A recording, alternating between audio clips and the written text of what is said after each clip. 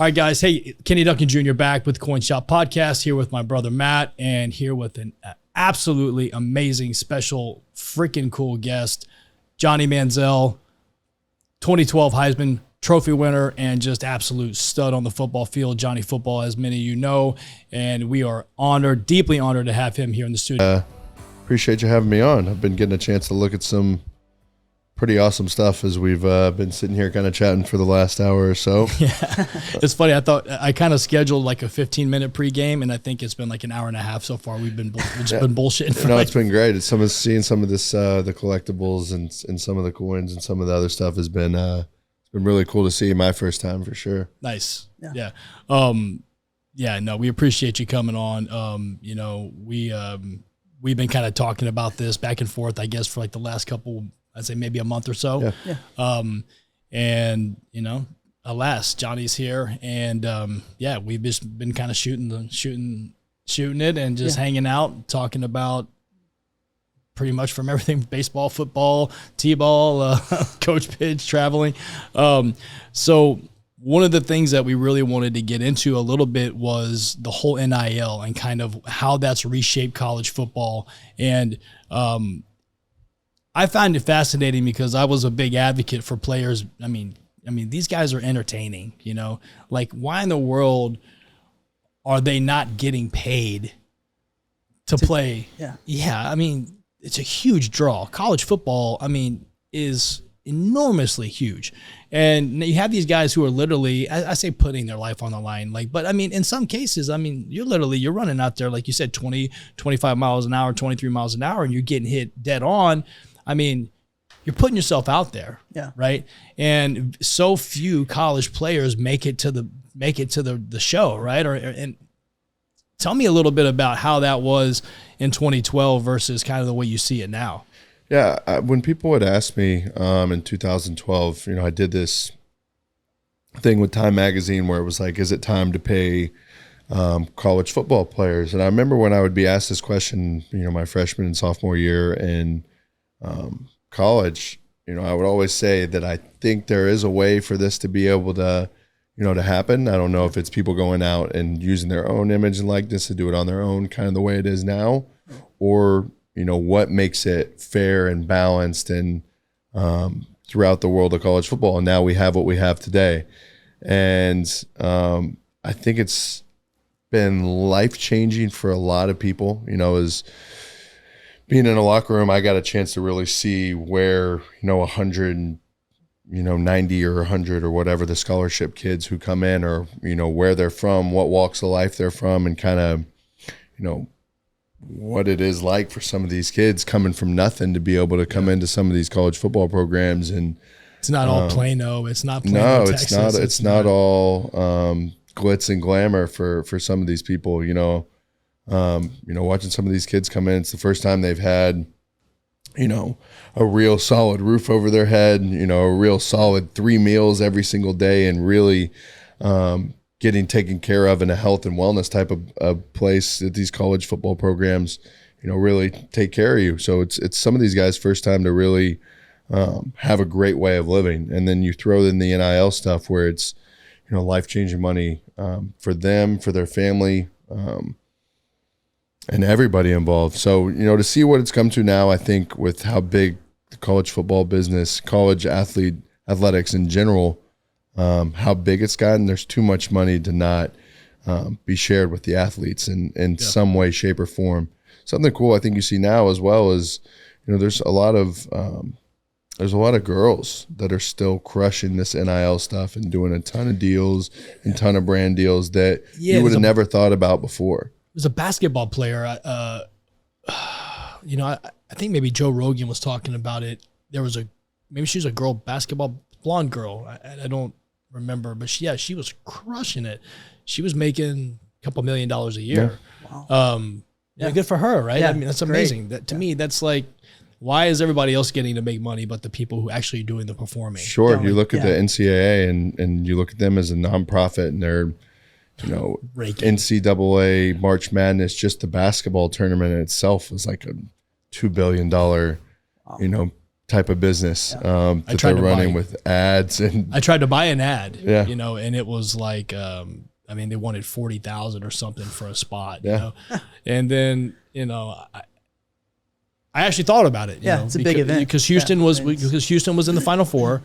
And I was like, you know, this is a good chance. We were just kind of doing the website was kind of new at the time. And I was like, what a good way to really get it out there.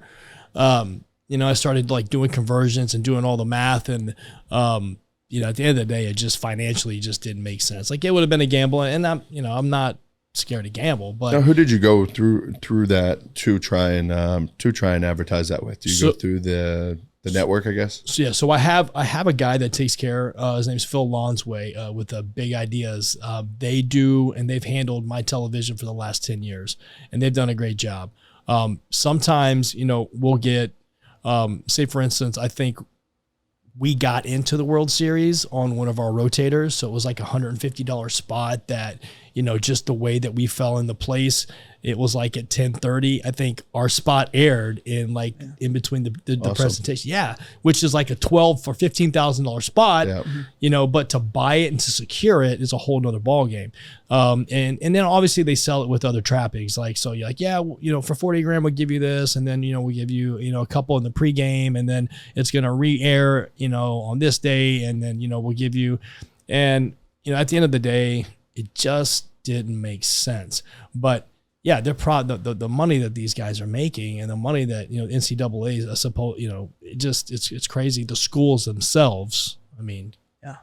And it's hard because you look at you know, sometimes when you say the schools themselves, you look at the Alabamas, the Michigans, the Oklahomas, the Georgias, but for every one of those schools, you know, there's Akron, or there's you know, some of these smaller schools that don't have Alcorn State. Yeah, there you go. That doesn't have a you know, they don't make $50 million off their football program every year. So, you know, this outside money that's coming in, even if it's local money, you know, local businesses in this, you know, I think it's, you know, no matter what school, big or small, even if there may be some competitive advantages for the players that you're getting to come to your school, you know, look, you're going to make more money if you go to Alabama than you are if you go to Alcorn State, or if you go to somewhere else like that. That's just the way that it is. But nevertheless, you know, there's still money to be made at pretty much every single school throughout the country, depending on what city you're in, and local engagement and stuff like that, which, you know, being in college and being a college athlete, every 100, 200, 300, every $100 makes a huge difference for you going through your life and what you're doing. And really, you know, there were times and months throughout the season where you'd see some guys, you get your first stipend check, your first $1,000, and you're supposed to have this last for, you know, you don't get another one for another 6 weeks or something. You see what survivability is all about when it comes to the end of, you know, you have guys walking out of the football facilities with to-go boxes, 20 stacked on top of each other that they're going to go throw in the fridge at home and eat for the next 2 weeks until they get their next stipend check. It's crazy. You could imagine, you know, today where, you know, we could, you know, kids are getting 10,000, 15,000, 20,000 for an Instagram post, or, you know, to reach, like you said, certain engagement. And, you know, if you go to Alcorn State and you're a breakout, then, you know, now you have a platform, you know, and I just think it's such a cool, and what a great door to open for some of these kids. Because like you said, they come from all places, and they've survived some things that, you know, we could never even imagine, you know, bringing up in childhoods and all these things, and look at them and they're polished athletes, right? What a great thing for them. And I just thought when they passed that deal last year, I was just, I don't know. I was elated for it. I just thought it was great. Yeah, I think it's the right thing to do, the right way to go. I think, you know, there's a couple negatives, a couple downsides with it, just as far as, you know, getting these kids prepared. You know, you go through high school, you go through college, and sometimes you still get out and you feel like you don't know exactly how to navigate through life and how to navigate through money and what you're supposed to do with taxes and what you're supposed to do with it's a good point. Financial security and certain things. Like this is life-changing money, yes, but it be smart. If you're in Austin, Texas, do you go down to 6th Street on your first night after you get a $15,000 deal that you think is coming and coming and coming, and I'm a freshman and I'm getting this deal and I've got my sophomore and junior and senior year to stay here and make this money, and you really feel like it's going to last forever. And these are stories that you hear all the time of people when they get to the NFL. Well, now we're dealing with almost NFL rookie salary money. You guys are making millions of dollars, so we're talking rookie signing bonus, rookie money you'd make in the NFL. Now you're making as a freshman in college. So hopefully some of these schools buying 10-year treasuries. Hopefully they're doing some stuff where they're bringing, we have people come in throughout college football programs that are, motivational speakers or, guys who will come and talk. I really hope that they're, bringing people along and sitting people down with some of these guys to, teach them a way to maybe invest this money, teach them a way to save this money, and learn more that you could have than I ever learned, where I was in college. Because that's a great point. When I got to the NFL, I didn't know what I was doing with my money, or just kind of had people that handled it and stayed away from it and, didn't want to know and just wanted to make sure everything was good. And, I think this gives people the opportunity to get out ahead, of where I was whenever I left school. And I think also on the other side of it, there's a lot of risks for, local businesses and certain businesses, investing. Look at the Quinn Ewers situation, for example, right? The guy goes to Ohio State, signs $1 million in NIL deals. Things don't work out at Ohio State. He takes the $1 million, goes to Texas, probably gets $2 million. Yeah. So at what point does it just become a free-for-all? And I think that's kind of what we're seeing now with the NIL stuff. And you hear Saban or Lane Kiffin, some of these guys are just, a lot of the talk has been directed toward Texas A&M. Yeah. Just because of how our recruiting class has been the last couple of years. And, from what I've heard, it is almost like a type of wild west of, college football recruiting right now. So it'll be, it's something that's new and something that I think they'll find a way to smooth it out as the years go on. They adopted it, and now, just like anything else, it'll be modified. Of course. And, like you said, and that you brought up a really good point is that, a lot of people make that jump, and it's like they've never seen $5,000 and then much less 15 or 25,000. And then do you go to Saks and go buy some Louboutins and of course you do. A couple new fits, and then and then you're driving a Hyundai that you've had since high school, but now do you go lease a new 5 Series or a C class or whatever? Of course you do, right? And because it kind of does, you're betting on the come, right? Yep. And so that's a good point. That's something, and that's, part of what we talked about beforehand, to me, kind of with the longevity thing and kind of with some of the projects we're talking about, kind of helps with that, because that's something that just kind of keeps giving. And, as the athlete continues to go on their path, at another milestone, you can continue to capitalize on those milestones. Which brings me to a cool point. Like what was the biggest change from Heisman Trophy winning Johnny Manziel to the pros? Like what was and not the style of play or the speed of the game or nothing like that, but what mentally, what was wow, you got drafted and it almost feels like for me, just being a kid from Texas, small town, I grew up in Tyler, ended up moving to Kerrville, which is a town of 20,000 people, to get to the NFL almost felt like, and to get drafted in the first round and the way that everything had gone through those couple years of my life, almost felt like, for me, what else is there left to do? I've reached such a stage that 5 years ago was unfathomable to me, graduating high school semester early, going to A&M as a freshman, I just wanted a chance to get an opportunity to play. I didn't have, I might have had Heisman dreams. I might have had NFL hopes one day down the line, but it wasn't anything sitting at 5'11", bouncing between quarterback and receiver my redshirt year, trying to find a place on the field. It wasn't anything that was glued and ingrained in my mind that, hey, in 2 years from now, I'm going to be walking across the stage, winning a Heisman Trophy, and then a year after that, I'm going to be walking back at Radio City Music Hall and coming back for the first round of the NFL draft. So what changed in that freshman year? What changed? I started to develop, luckily, a focus, that my parents really, they saw a gift in me. They saw, I played sports my whole life. I always felt that I had excelled at it and was, better than, some of the other kids that I played with, the majority of the kids that I played with. And, my main thing was focus. I was one of those kids that wanted to run around and, go ride my bike and mess around in the neighborhood all the time. I didn't have that grind. I had that natural ability. And around that time, my parents kind of locked onto me and were like, you can't squander this gift. You have an opportunity right now to go win the starting quarterback job, at a major university in the state of Texas. This is what you've always dreamed of. Everything you've always wanted is still there ahead of you if you work and you go put your head down and grind this out for, a small period of time. Give up a small portion of your freedom right now for future success and go after it. And my parents really just buckled down on that for me, and that's really what changed it the most. He sent me to a quarterback coach in San Diego, and I went for, I left to go on that trip, 4th on the depth chart at Texas A&M, grinded for probably 2 weeks in San Diego during our off break before we came back to training camp.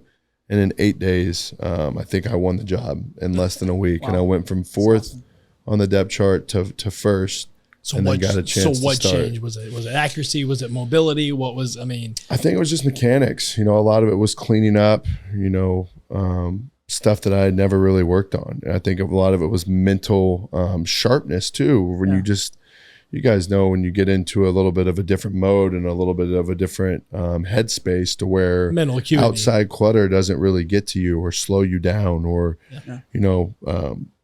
from there moving on, I think there's times where life can just slow you down and what's going on and how you wake up and get out of the bed one day or what you're putting in your body or how much sleep you're getting or are you positive? You waking up with a positive mental attitude? Are you waking up? That's such a big part of it. I mean, just waking up and telling yourself you're going to have a good day, breeding positivity and putting, everyone that you that's one thing I always try and do nowadays, at least, is I try to stay away from negativity and down-putting things.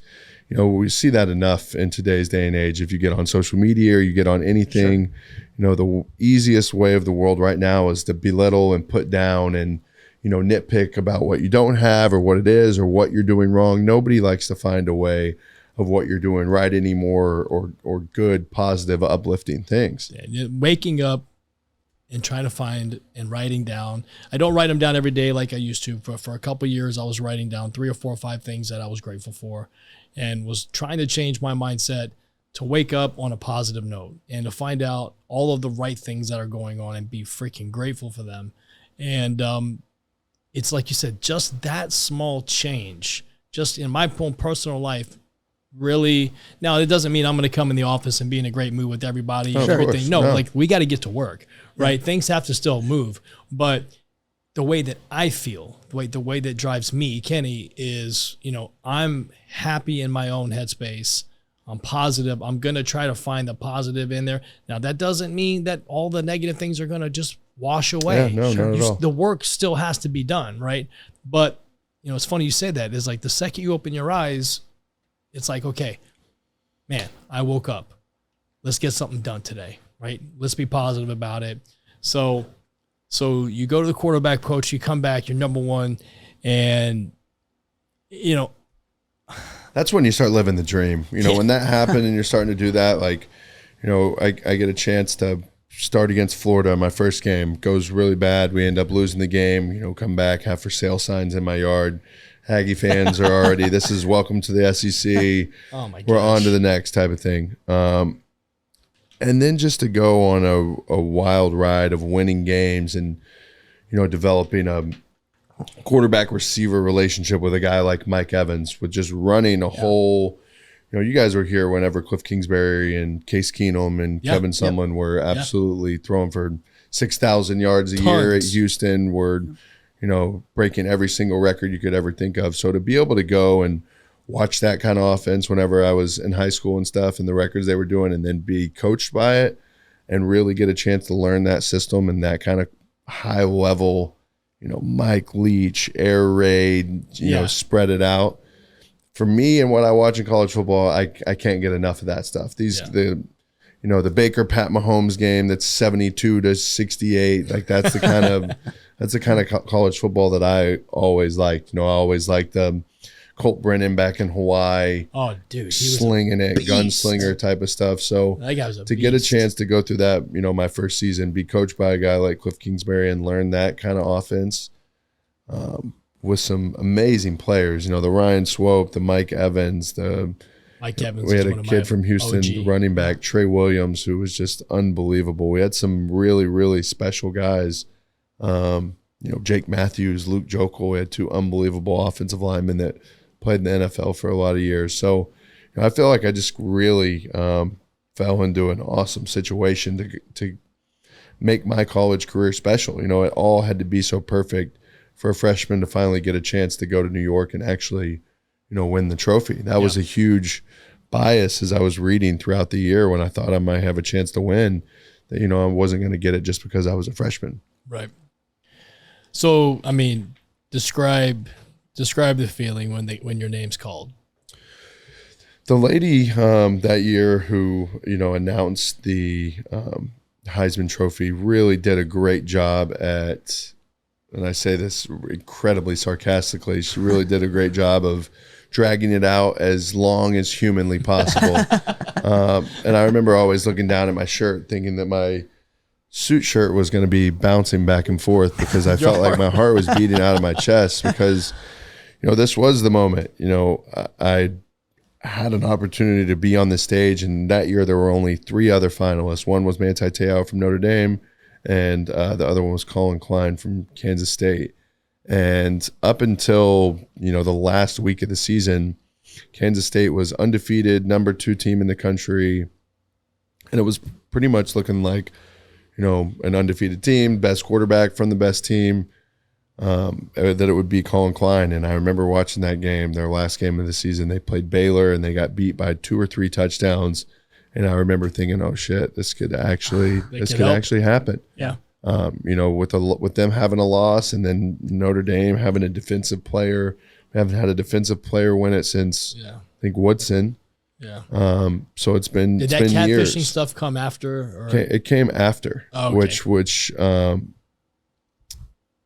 what a wild story. I remember after that came out, if that would have been that was a huge push in his campaign for the Heisman that year. I remember it would have been really, really tough to have that come out and not have won. It would have been something that was really, really wild. But to go to New York and do that and be in the situation that I was in, there was this website called Heisman Pundit, and for the last 11 years, every year except I think the Mark Ingram and Toby Gerhart year, that was like within 1,000 or 500 votes to see who won, they had predicted the last 11 winners in a row. And I remember checking this website before I left to go to New York, and it said that I was going to be the winner. So, from then I went and, for the next week before I got to New York, we just worked on a speech, really, thought, that I was going to get a chance to win this, that the bias didn't matter. And what a gruesome week of having to pit in your stomach. Very, but at the same time, going into a situation like this, you would rather be over prepared, of course, for the speech and for everything else than you ever would. Sure. Yeah, you're free rolling, right? You're a freshman. You're free rolling, right? It is the biggest free roll to be in this situation. To have the opportunity to take, 15 of my family members from Tyler, Texas, to fly up to New York. I got both my grandparents, my dad's sisters, my sister came up with her boyfriend. We got this whole family experience to go up there and be able to win the trophy. And, still to this day, great relationships throughout my family with past winners, and really ingrain, my family into the Heisman Trust and into the Heisman Trophy. And it is such a special, close-knit group of guys that come back almost every year and they live for it. They love it. Yeah. You know, it's such a great fraternity to be a part of, and I think the guys are top notch. Some of these old college football legends are everything you could ever think of. I mean, from Eddie George, we were talking about Archie Griffin earlier. Yeah. You know, Billy Sims. The list goes on forever. These guys that are absolute characters. Yeah. Yeah, I remember my all-time favorite was Eddie George. I mean, that guy, as big as he was, as smooth as he was, as fast as he could move, and just, God, that guy was just a freaking animal. You know, there's not like, I don't have like a list of people I'd love to meet, but I've got like 3, right? Yeah, he's a great person too. King Griffey is an absolute stud. Yeah, my all-time favorite, you know, the favorite athlete of all time. You know, I'm a Kenny Jr. He's a Kenny Jr. Yep. Like, but it just kind of like, you know, watching him play, dude, he was my hands down freaking favorite player of all time. I was a huge baseball guy. I was a lefty. He's a lefty. I mean, you know, I tried to model my swing after his. You definitely did the batting stance a couple times, and of course, right in the mirror, you know, you kind of get that deal, and then, you know, Eddie George was my favorite. You know, Houston sold to Tennessee, and then so I kind of followed Tennessee. I like Jeff Fisher. I was a Jeff Fisher fan. Love him. I love Jeff Fisher. I just thought he was just, you know, I kind of thought he got hosed in L.A., but,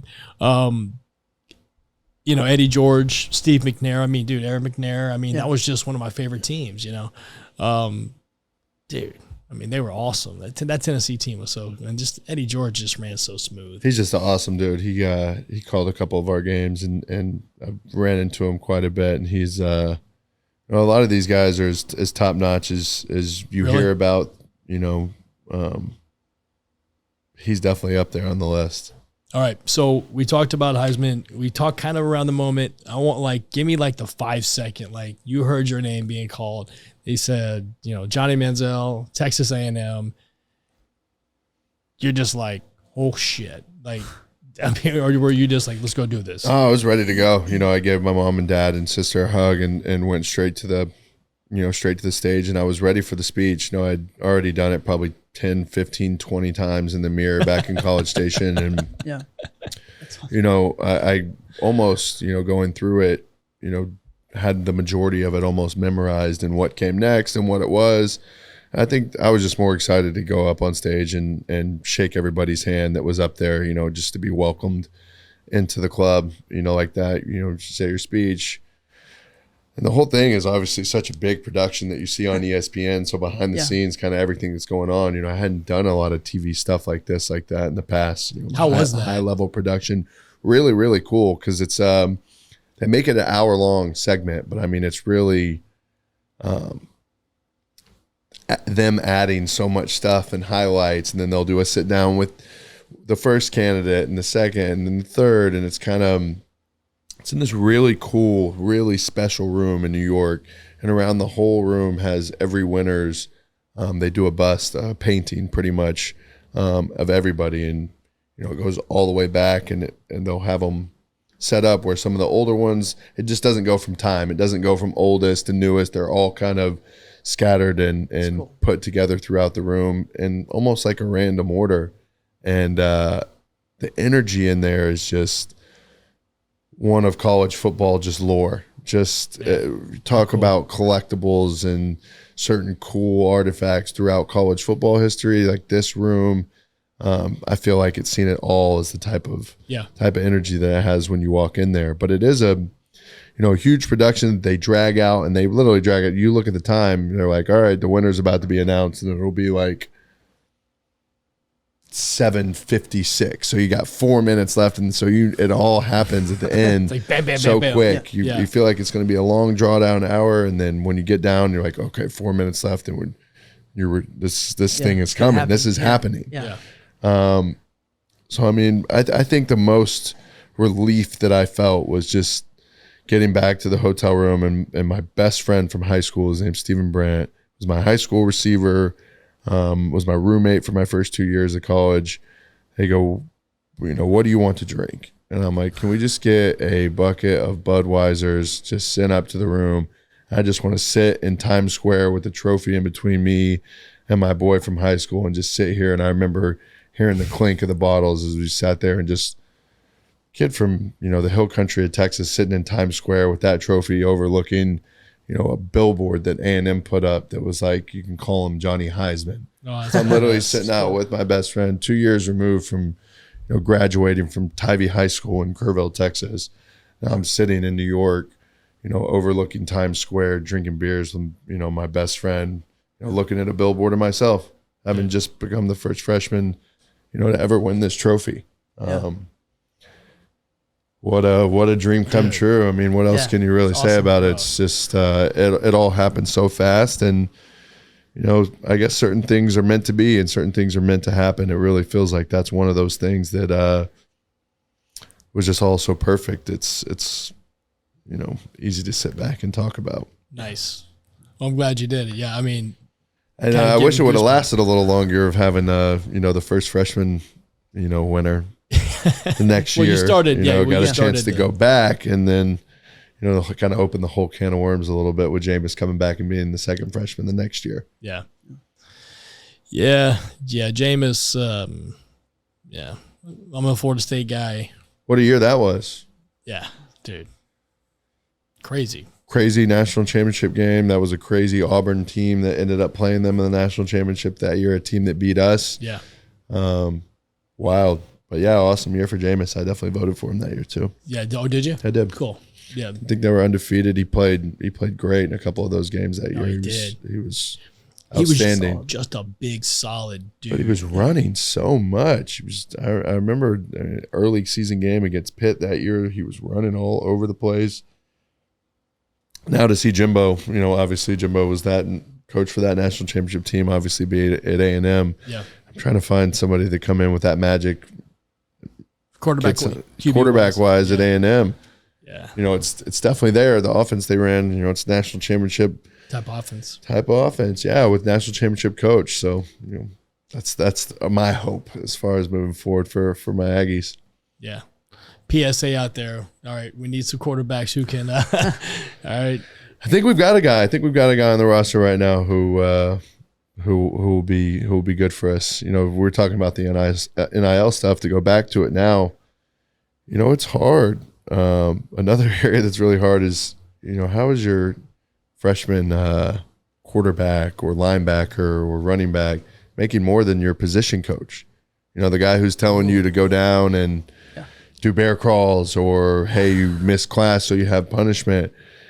How do you not get some of these guys to be like, hey, that's a huge part of it that I'm hearing right now, having been back around the program a lot through this year is, how can you, it's tough to have young kids already who are impacted by fame and notoriety through Instagram and Twitter and, all their time getting recruited. They're having every single person in the stadium come up to them and tell them how great they are and how awesome they're going to be when they get here. And you start hearing that so much, you believe it yourself. And this was, something I fell victim to, throughout my years moving forward in my career. When you think you're the best of the best and you think there's no more to be learned the first second that you get on campus, it makes everything really difficult. So I think that's kind of, you're seeing that more and more in some of these things, the news stories that you see throughout college football right now, and you're wondering, I wonder what that's about. A lot of it is having to do with that right now. Wow. It's being coachable and being able to, you got to extract these kids' best potential from them through hard work, through, drills and training and working on your craft. And it's hard when you get handed $1 million if you really want to go in and go to practice or go to class. I was going to say, or hit that 6 a.m. workout. Sure. Changes your mentality on the whole. Yeah, you look at your coach, you're like, this guy's making, $450 or $500,000. He's like, I'm like, you can't teach me anything. I'm great. Like, I'm good. Right? I'm already great. That's what people are telling me, right? Yeah. I mean, I didn't think about that. That's it's a mindset thing that I definitely hear is going around right now. I can see Saban probably being fired up on some stuff like that. And you have to have your great points to be able to, Alabama does it so well because, if you're a high school kid, your goal is to, especially these high recruited guys, your goal is to come play the least amount of time, get to the NFL as quickly as possible. You want to play early, you want to get out early, and you want to go make your money to change your life and be a rock star, right? Alabama has shown that, no matter different character of guys, they have a blueprint to get you in, get you out, and get you succeeding in the NFL proven and on to your next deal. Again. It is proven over and over again. So it's easy. It was harder for me to listen that, you weren't the hottest thing on the block. It was just hard. It was hard. It's really hard as an 18, 19-year-old kid to really sit and believe that you're not the best of the best, that you don't have it all figured out. Yeah. Sure. It was mind-blowing to me that I didn't think I knew everything already and that I had so much left to learn. It's just the mindset you have whenever you're young. I think being at a place like Alabama, watching that, it doesn't matter who you are. If you follow this blueprint down to a T, success comes from that. Yeah. Good things come from that. They've got probably 100 guys in the NFL right now. 70, 80, 100 guys in the NFL. It's unbelievable. Yeah, we drafted two. We drafted Mechie, and we drafted the linebacker. Yeah. What was the linebacker's name? He's starting. I mean, we basically just cut somebody because he's performing so well. John Mechie the third, and hey, find out who it is. First round, maybe second. But yeah, no, you're right. They have that blueprint, right? And it's just you fit, and it's basically like insert, and if you do this, you do this, you do this, you do this, you're going to succeed, right? Yeah, I think the biggest thing too that something huge that I've learned throughout life, I think, is just you have to have the humility, you have to have the humbleness, no matter how big you get, no matter how larger than life you can get. I feel at one point in time, 2012, 2013, you probably couldn't walk into any bookstore with a magazine or anything in Texas or ESPN every single night or whatever, Sports Center. I couldn't get away from the notoriety and the fame, and I think just doing it almost you do get dehumanized a little bit. You do get put on a pedestal of where you're larger than life type of thing, and I appreciate it so much more now, just letting it have been what it is, and being grateful and being humble for the opportunities that I had in the past. But it's really not all that serious. It's really not all that big a deal. As great as life was at that time, and nice as it was to be larger than life and do some cool things. I like where I'm at now and living a much more normal, carefree, out of the way life. I feel like I live with a lot more humility, just through the mistakes that you make in life and through the things that have happened. It is humbling, and I think it all happens for a reason. It's definitely shifted my mindset from there to here to this day. You're echoing our father right now. Yeah.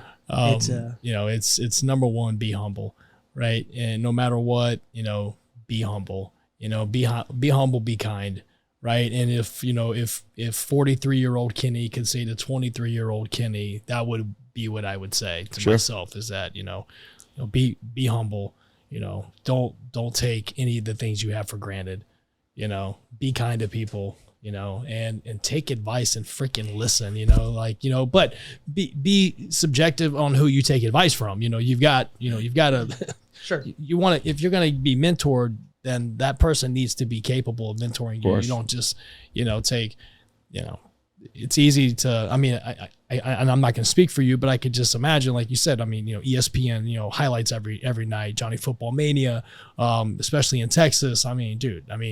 Anywhere you walk in, you're mobbed, right? How does it not get to you a little bit? I think that's something else I was going to say as well. I think it's part of life. It's okay. I think I was really, really hard on myself for a long time because there were points in my life where I wasn't humble about it. Yeah. And because I didn't understand gratitude to the fullest, or humility, or certain things that I needed, life found a way to bring that back to me full circle. And I think, I would say it's okay to, at one point in time, recognize that you have been, cocky about it, or you haven't been very humble about it. It's okay. Yeah. It's not anything that probably any one of us sitting here at this table hasn't experienced. Everybody in life, I think, at some point in time gets to that point where they do think they're bigger than what they really are. It's just how long does it take for you to realize it and make the changes and accept and adjust it. That's it. Everybody goes through that.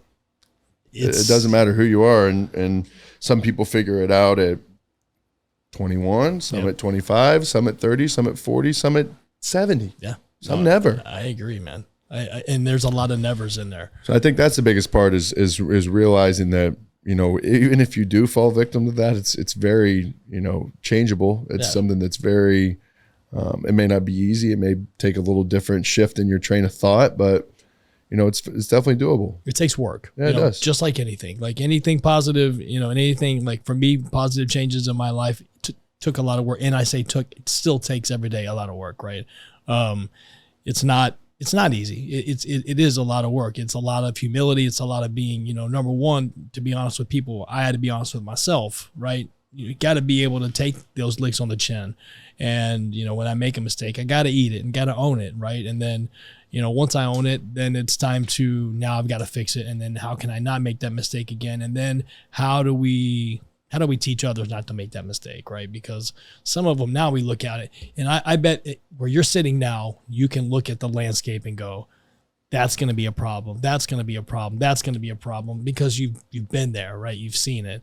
You've seen some of the situations that these guys are inevitably going to be in, right? And bad deals they're probably going to get into, and then people that they probably shouldn't be in bed with. You know, I mean, not you. Yeah. You know, just business deals, or you know, it's like. I mean, you see a lot of it right now. Okay, for example, this University of Texas has this deal with Lamborghini of Austin and Mercedes and this and that. Yeah. You really need 17, 18-year-old kids driving cars like this, Lamborghini SUVs and stuff, flying around and doing stuff. Like, there is a lot of it that's obviously really cool, and there's a lot of flash to it and stuff, and it's great. But you know, a lot of it's really wild and really dangerous to be driving through Austin, flying around in a $350,000 car that goes 250 miles an hour. Yeah. Like there is a lot to it. To a kid that's probably going to be under the influence of some type of substance. I didn't make very good decisions when I was in college. I know that. You and me both. I was 17, 18 years old. You and me both. Yeah. So I couldn't imagine, you know, now these kids got a pocket full of cash, a bank account full of cash. People, like you said, handing the keys to here's a Venador, or here's a AMG, a G-Wagon, or here's a whatever. You know, just make sure you bring it back. We'll service it for free. Yeah, and take blah, a photo. blah, blah, post it on your Instagram for me, and do this and that or whatever, engagements and this and that. And yeah, you're right. There's gonna be a lot of people making a lot of bad decisions out there, and that's gold and silver to me. One of the reasons, and we sell a lot of gold and silver. The reason why I think you probably don't hear a lot about people buying gold and silver is because of the safety issue. Yeah. You don't want to let somebody know that you just bought $500,000 worth of gold, right? I mean, it's not very private. It's very private. Right? So when we do, we've got some very high net worth clients, a lot of athletes, a lot of former athletes, and they buy this stuff because it's a hedge and it's cash, and it's whenever they need it, they know they can come to us to get liquidity. And that'd be one thing I'd say to some of these younger guys, whether or not it be gold or silver, but treasuries, something safe that you can put your money in that you can get in 5 years or 10 years, so you're not just on some free for all. Because let me tell you, I know what I did with a little bit of money that I had. I was in the computer business at a young age.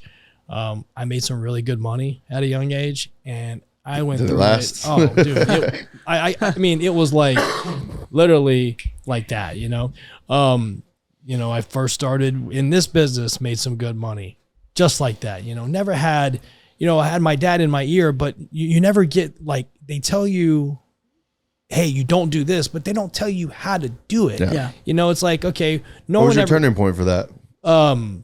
Educating myself, honestly, sitting down and saying, okay, like I need a line of credit. I need credit, right? I need to have a real credit score, right? I can't live in the 550 to 600 world. Like you can't live like that.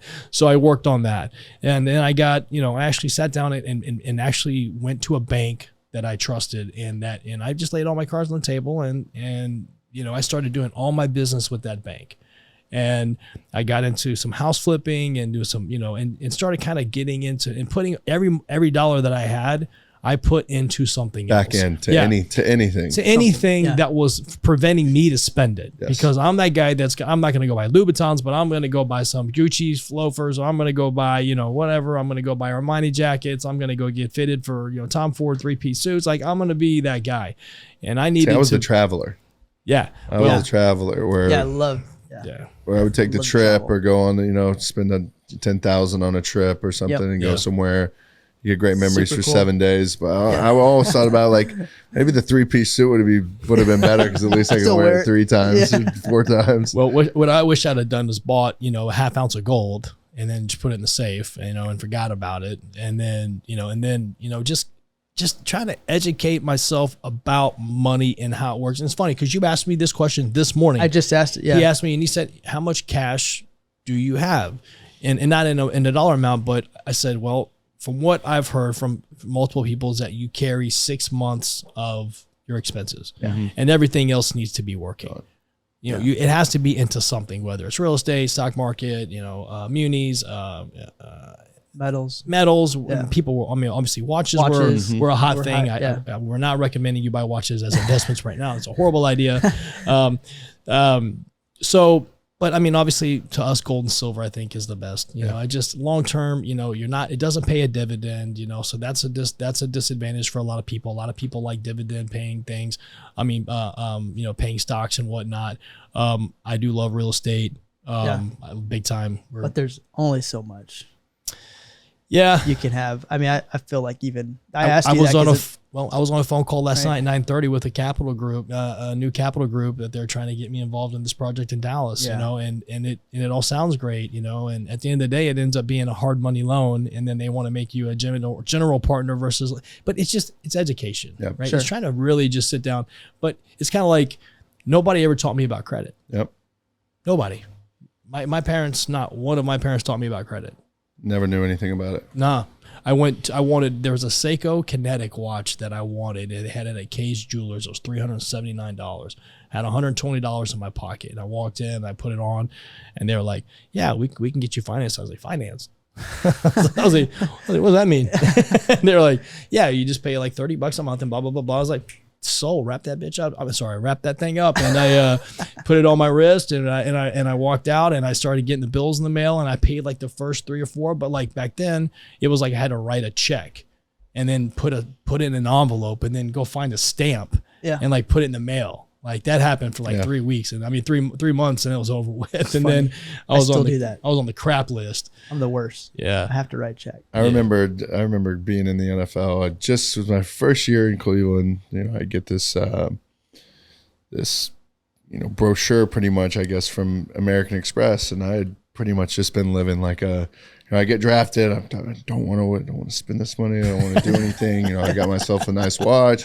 Yeah. That was about it. And I was pretty essentially like I set myself up in a way to where it was almost like I was in college still, just getting that stipend check again. They would just send me X amount of dollars to a debit card pretty much, and I would just we're in the middle of a season. You're working all the time. You're not really doing a whole lot. And I remember getting this thing in the mail from American Express, and I remember I didn't know anything about credit. I didn't know what credit was or anything of the sort. And I remember being like, I wonder if I can apply for this credit card. I wonder if I can actually get it.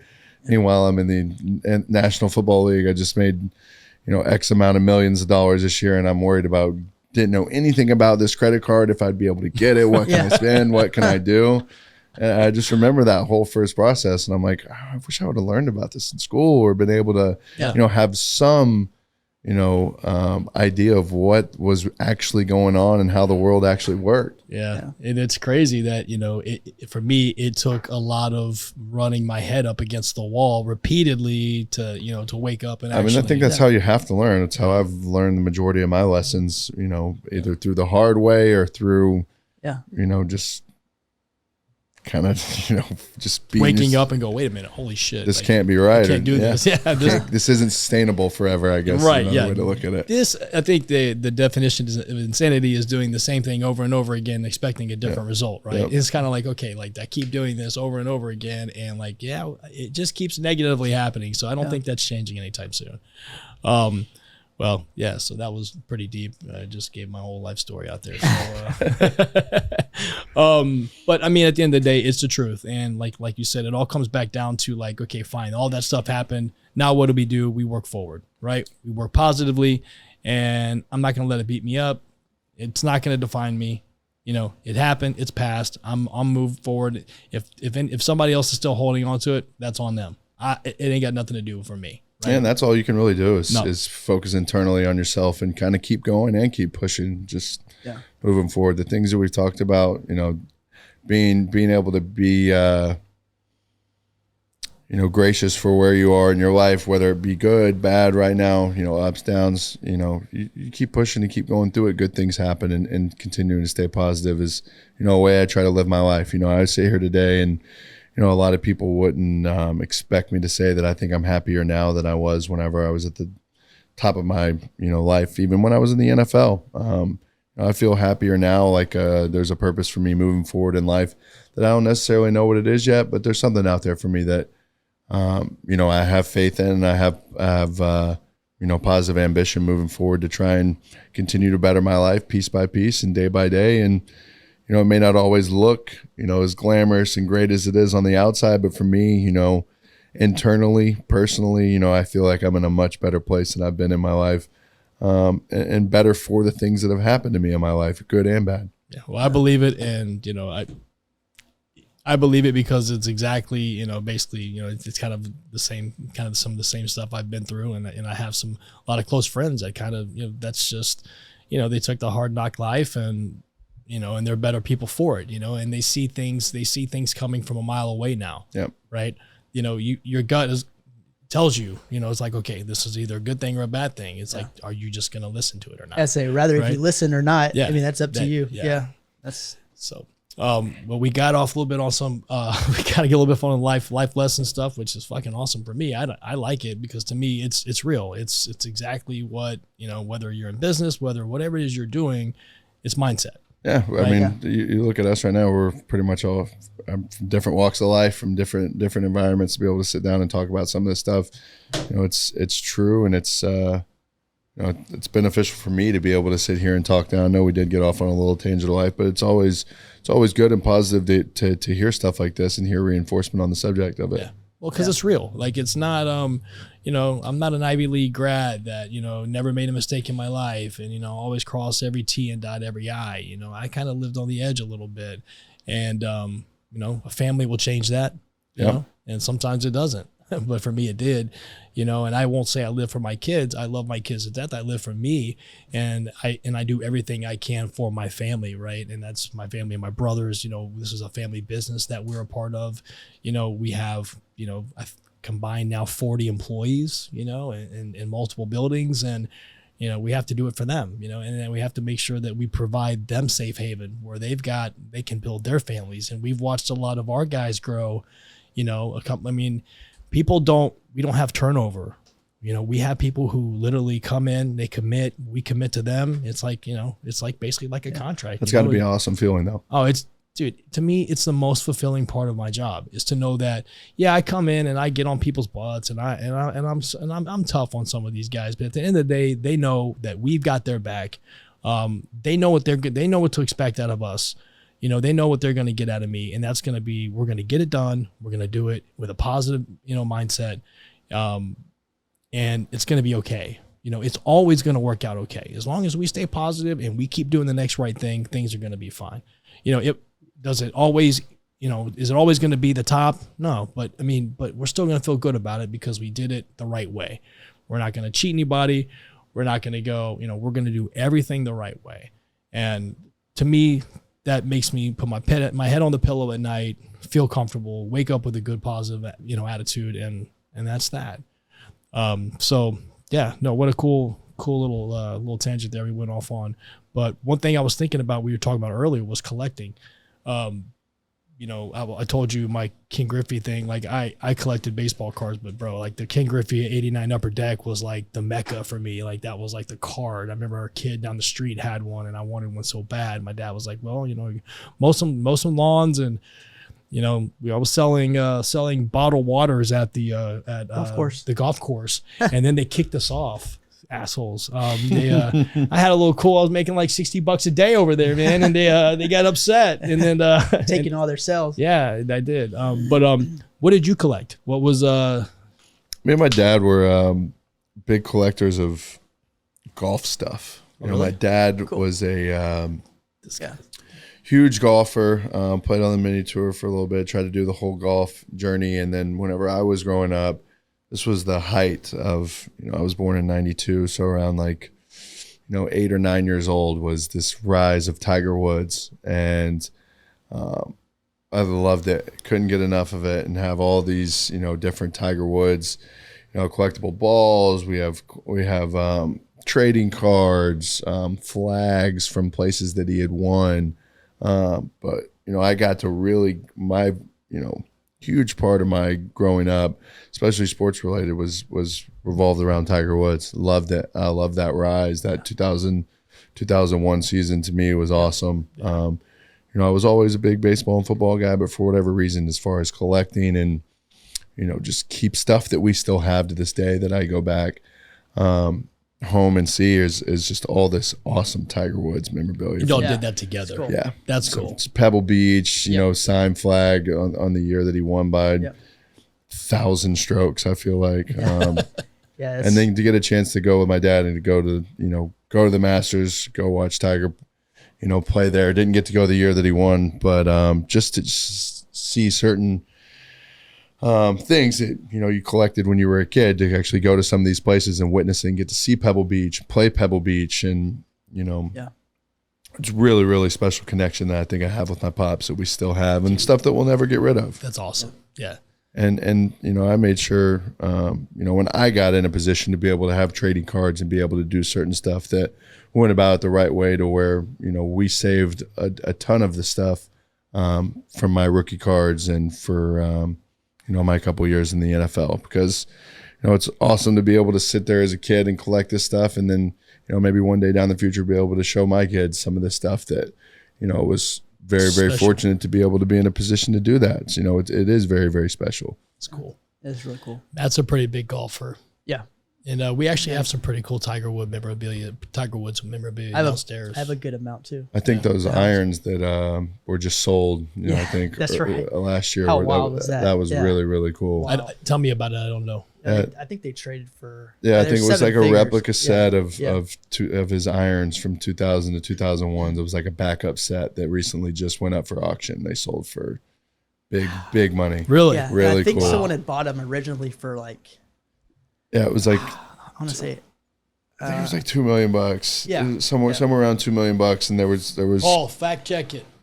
Yeah, because I think they originally bought it for like 100 something grand or something, and then auction, and then they put them back out on the market. And they went for 7-figure. Yeah, it's wild. Yeah. Super cool though.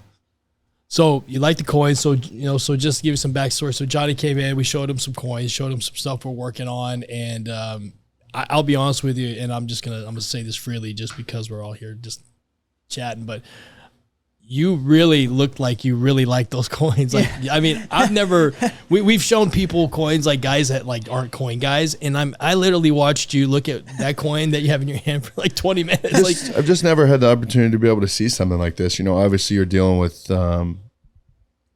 in daily life, you give somebody a 10, you come back, you get a couple quarters, you get some change. And by now you kind of look, don't even just kind of look at a quarter, anymore. You throw it in the car, you throw it in a jar or something. But the just severity of some of these coins, and just how rare and just awesome looking they are, and also how heavy. This isn't anything you see, at least in my life, on a daily basis. You guys obviously do, but I'm just blown away at how intricate and how nicely designed these coins are. It's amazing that they have the ability, just from a machine, to be able to do this. Yeah. It's crazy where technology is getting to be able to make something that's this unique. Yeah. No, listen, I mean, we're pretty much as blown away as it is, and we've been around coins are, like I said, pretty much forever. I can remember, our first house. I remember, which ended up being your nursery. Dad had an office, and he had silver dollar bags on a desk and he was just sorting them, and I would just sit in a chair opposite of him. I don't know what the hell he was doing, you know, but I just remember, you know, watching him do that with his little light, you know, and, you know, so coins, you know, to me have always been fascinating, but like you said, yeah, the technology is getting different in the ways that we, you know, we can bring coins, you know, I feel like it's kind of our job, you know, is to carry the tradition, to keep the hobby alive. So how do we keep the hobby alive is by getting coins in people's hands that normally wouldn't collect coins, right? So like you've never collected anything, but I've given you some of these, and now it's kind of like, okay, I mean, you can see yourself owning something like that. I mean, is that something like, you know, it's like, wow, I didn't realize that they look this cool. This is something that, you know, if it was a substantial, I mean, a substantiated market where you could actually see, you know, bids and ask, and there's a trading market for it. It makes a lot of sense. And that's where this whole rare coin business is. There are some really cool rarities out there. Yeah. You know, we're showing you some bullion type stuff, but you know, when we're done, we'll take you next door and I'll show you some stuff I'll show you some stuff that'll blow you away. As far as, you know, rarity, you know, coins that were made, you know, in the 1700s and stuff that have a survival rate of, you know, we've got some pretty cool stuff, and that's pretty much what my dad is laid the groundwork for us to do, is be able to take that to the next level. What is the oldest? You guys know the oldest coin that's been found? Is that a weird question to ask? No, not at all. So like there's like biblical time coins that are, you know, you have some BC coins, which I'll show you. We have some in stock. You know, that I think they're 200 BC or earlier, and earlier, yeah. I mean. Wild. Yeah, and then you've got, you know, your Greek and Roman coins, right? They're really, really, really wild. Cool. Oh, dude, I've got some gold over there. I'll show you some. And then you've got like colonial. Then you've got your shipwreck coins, like, you know, 1600 and 1700. I mean, how awesome is that? How do you have something that almost, you know, outlasts time?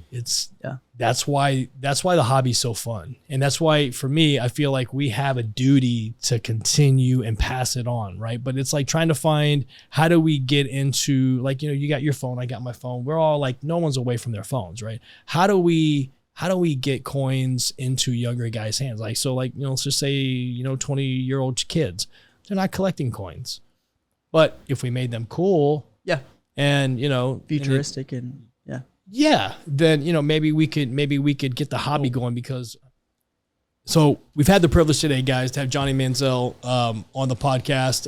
We covered a little bit about coins. Man, we actually just got into a little just a little bit of life lessons, and just kind of, you know, looking back and doing some reflection and just where it all starts. And really, you know, to us, and like you've heard me say it a lot of times, is, you know, positive and being positive is 100% essentially the key to almost anything you're going to do. If you're going to wake up with a negative attitude, or walk into something with a negative attitude, that 9 times out of 10 out of 100 it's going to be negative. So mindset 100% is, and if 2022 Johnny had one thing to say to 2012 Johnny, what would you say?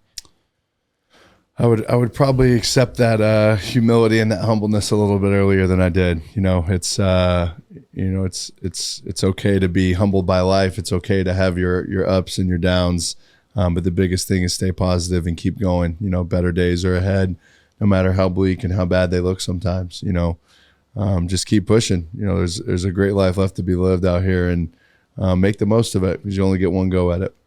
Dude, freaking awesome, man. Johnny Manziel, an absolute honor to have him on our podcast. Thanks, guys. Yeah, we are. Appreciate you. Yeah, very appreciative, very grateful, man. Thank you so much. Thank you, boys. All right. I'm Kenny. That's Matt. That's Johnny. Guys, thank you very much.